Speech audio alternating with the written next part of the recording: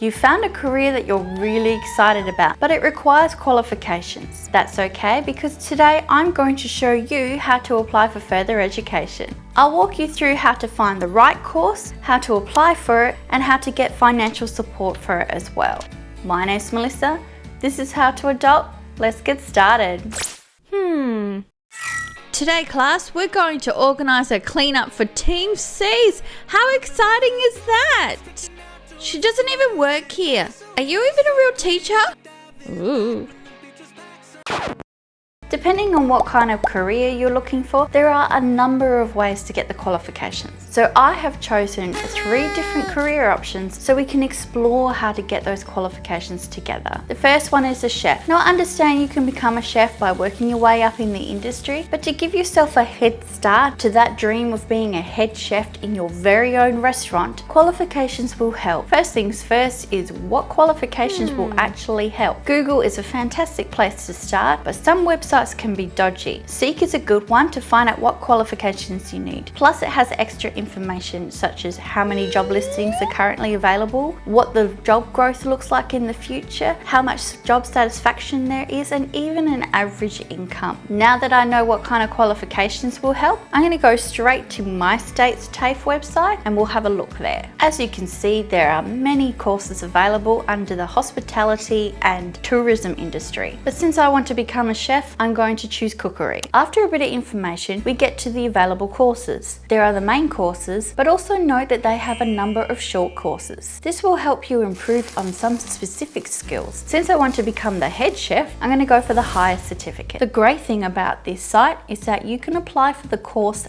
at the location you want directly. That way you don't accidentally select the wrong location and/or study load. Before you apply, make sure you check the admission requirements and the fees as well. Once you're happy you're able to meet those qualifications, click apply now, put in your information and submit it.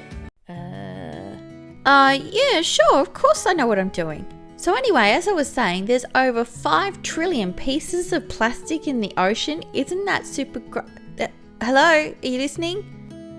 Alright then. That's a bit rude. Now the next job is zookeeper. Zoology isn't a course that is available in all or most educational institutes, but there's still plenty of them all around Australia. The easiest way to find the right institutions is to just Google it. Don't be fooled by courses that seem a bit too good to be true. To avoid being scammed, skip the adverts and stick to a government-approved course. As you can see, courses aren't available in all locations around Australia. So if you find that your dream course is in a different location, you'll need to consider whether relocating is worth it or not. To make things easier, I'm going to choose the University of New England, which is based in Sydney. After checking the requirements, fees, etc., it's another nice and easy process where you simply click the apply button and fill in your personal details. Lastly is social media manager. I've chosen this job because the job growth in the future is huge. And while formal qualifications aren't necessary, getting a bachelor in marketing and communication will open up a huge world of possibilities. Plus, you can do it 100% online, so it doesn't matter where it's located. When you study online, you can choose when you're going to do the work, which is great when you're organized and determined. So make sure you know that you'll be successful at maintaining your productivity before you apply. I just made a new sketch. Do you want to see it? Yeah, you don't know what you're doing, do you? No. Now that you've applied, we need to confirm how we're going to pay for it all. A lot of institutions will allow you to pay up front for a semester via credit card, and they also have some payment plans available. But if you don't have that money ready to go, there is financial support available. Now, I know that nobody likes Centrelink, but it is helpful. And honestly, since everything has been put online, you can do what you need to do without having to wait in line for an hour or 2. There are a number of options available at Centrelink to help you. Firstly, HEX Help. It is a discount or a loan to help you pay for a course. The CSP is part of the fees that are paid for by the government that you don't have to pay back.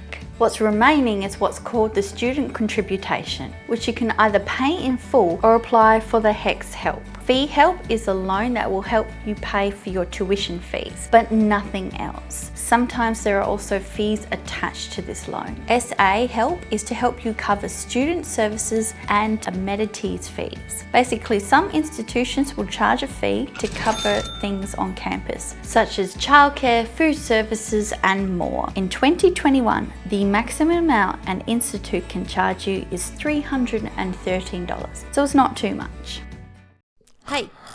Hey you, wake up! Look, I know this isn't very exciting, but it's helpful. Here, have a cuppa. Better? Good, let's move on. OS Help is a loan that you can get in order to do part of your study overseas. But there's more restrictions on this one, such as you can only use it twice in your lifetime and only for 6 months at a time. But if you get this, you'll be able to borrow a certain amount of money depending on where you study. If you study anywhere besides Asia, you can borrow up to $7,037. If you study within Asia, you can borrow up to $8,444 plus get an extra $1,123 to spend on learning the language of the Asian country you're going to. Now you can combine the help loans together, but there is an overall limit. The total you can borrow is $108,232 unless you are studying medicine, dentistry, or veterinary science, in which case the limit is $155,448. You can also get vet loans, which are basically the same as your help loans. The only difference is that they're for vocationary education training only. All of these options have requirements and restrictions, so check the link below to find out more information. As for paying it back, well, luckily you don't actually have to pay it back until you are earning $47,014, and it's paid back through the tax system. You can also volunteer to pay it off early in order to be able to borrow again in the future, or simply just to remove the debt. Keep in mind that this will count when you want to apply for different loans. We are really lucky in Australia to have these opportunities. It's not perfect, but it's a great start. Yeah, so doing teamseas really opened my eyes up, so I think I'm going to go to uni and do environmental conservation. What do you guys think? Yeah, awesome. That sounds great. Totally do that. And don't forget, you can still donate. Something else to consider when you're studying is to talk to an advisor and try and get the most out of it as you can. When I went to TAFE years ago, I was able to swap some of my units for my course because I had already studied and completed them, and my work was also able to sign off on other units that I was already efficient in. So because of that, I was able to get 2 certificates 3s instead of 1. If you'd like to learn ways on how to study part-time or online, please like and subscribe, as I'll be making more videos on that soon. I'll see you next time. Bye.